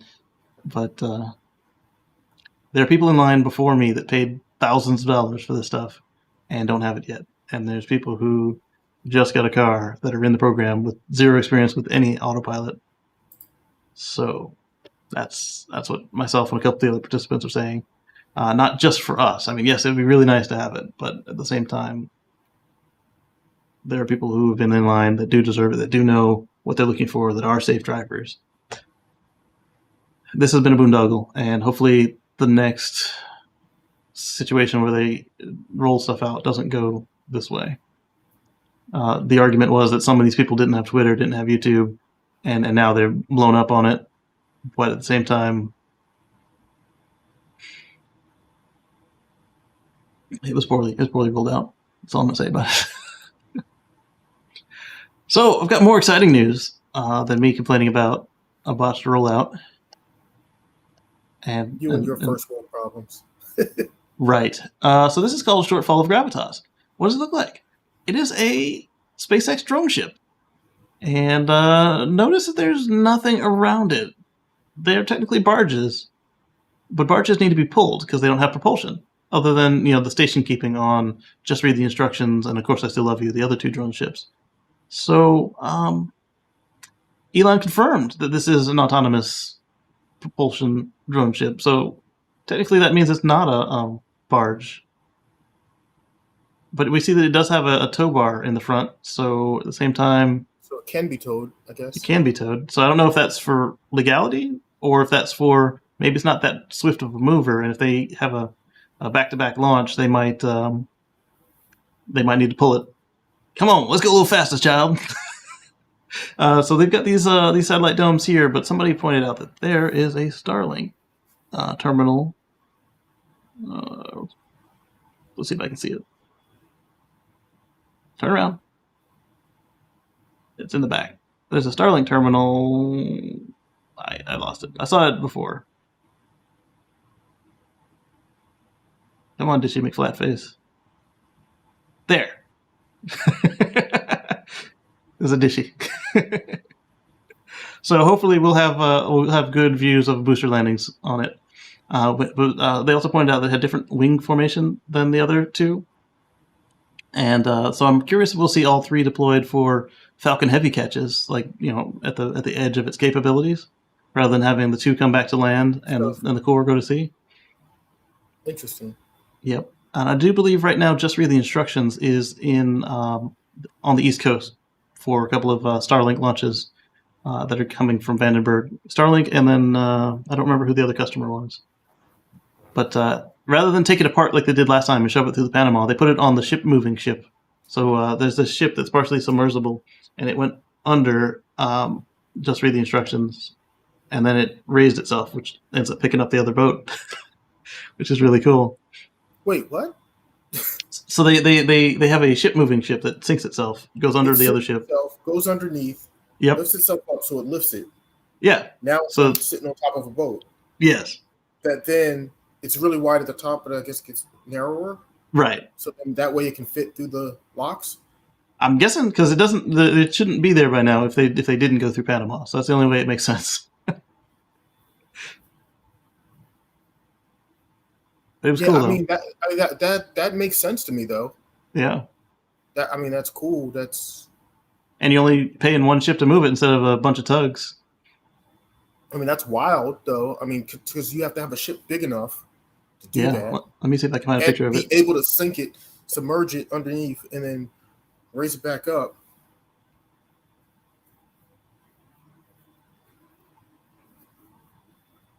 Let's see if I can get images of it.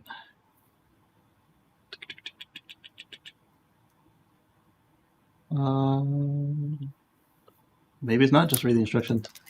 I like that idea, but I wouldn't have thought of that. That's how innovative they are. I wouldn't have thought of that. Right? I've seen it done before, but like, yeah, I also would not have thought, hey, let's put this barge on a moving ship and then move it. So let's do 6.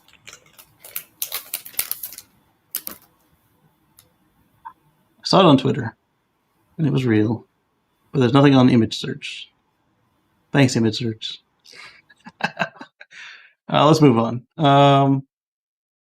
Splashdown of Dragon confirmed. So the cargo dragon is back successfully. It left the space station, Friday night? July 9th? Yeah, Friday night. And mission accomplished. Nice. Yeah.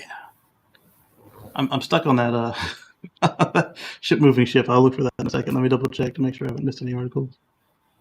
I have not. Stand by. I'm going to Twitter.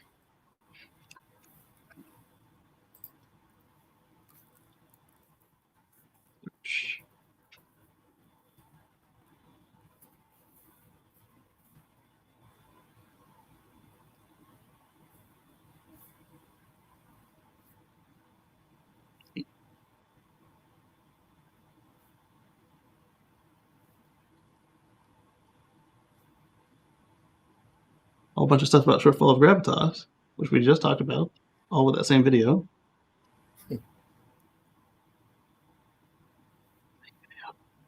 Maybe it was, of course, I Still Love You.